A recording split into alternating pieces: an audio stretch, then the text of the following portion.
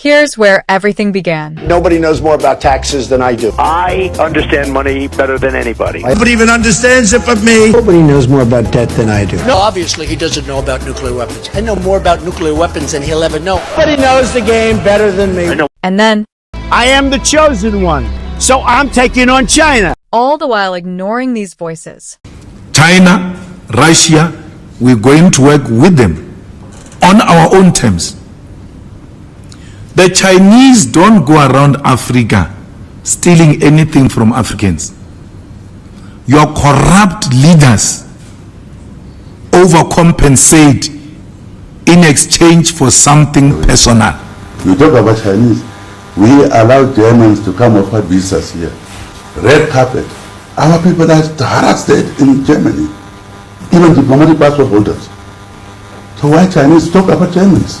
How we are treating us there? Chinese don't treat us like La Chine, that. elle est en train, n'est-ce pas, de gagner des parts de marché en Afrique de manière tellement massive. Oui, C'est l'avenir pour vous, la Chine? mais la Chine c'est déjà le présent. C'est déjà le say présent. that we recognize the many initiatives that have been put on the table, and the US has also done a number of things. But there have been times when we felt like we were beggars. We felt like we were beggars when it came to vaccine availability, when we felt we needed access to vaccines, and the northern hemisphere countries had bought all the vaccines in the world and they were hogging them. And they didn't want to release them at the time when we needed them most. We resented that, and it got worse when we said we want to manufacture our own vaccines. And when we went to the WTO, there was a lot of resistance, enormous resistance.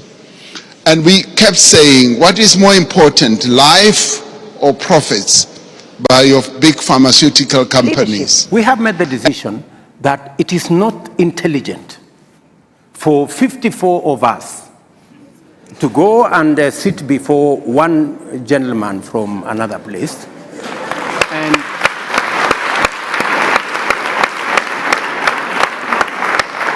I mean, and sometimes we are mistreated. Yeah. You know, we are loaded into buses like school kids. America's grip on global power is slipping. From Asia to Africa, from trade routes to border policies, Washington is losing its influence. And the world, it's watching and striking back.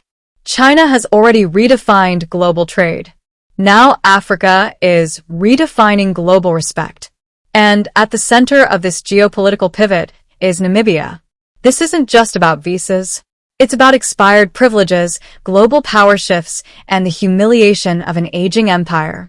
Welcome to the new Africa, an Africa no longer begging the West, but boldly looking east. Earlier this week, social media exploded with unconfirmed reports of over 500 Americans being deported from Namibia. Namibia's new visa policy requires U.S. citizens, in fact, citizens of all Western countries that have denied Namibians free entry throughout history, to apply for visas before or upon arrival. Some say this was poorly communicated. Others claim it was deliberate.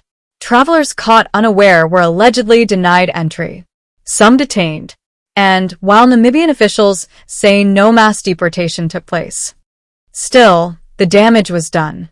American travelers, long accustomed to red carpet treatment, now met with regulations. And the symbolism? Unmistakable. The golden passport lost its glow. The U.S.-China trade war has already strained Washington's global image. Africa, once dismissed as a pawn, is now moving its pieces. First it was trade. Now it's immigration. For decades, African citizens endured humiliating U.S. visa processes, interviews, rejections, delays. Now, tables turned. According to the new female Namibian president, this is about reciprocity. If our people face scrutiny, so will yours, she says. This is more than a policy shift. It's symbolic. The Trump administration is already losing ground in Africa to China. Sanctions no longer inspire fear. Promises no longer impress. And policies? They're being copied by competitors. The age of untouchable American dominance is fading. This is the consequence of years of one-sided diplomacy, of arrogance dressed as leadership. Now the globe is rewriting the rules. And the US? It's not holding the pen anymore. It's not just about Trump, it's about the West. The West that mined Africa, that lectured Africa, that now finds itself rejected. I've been very concerned lately about China.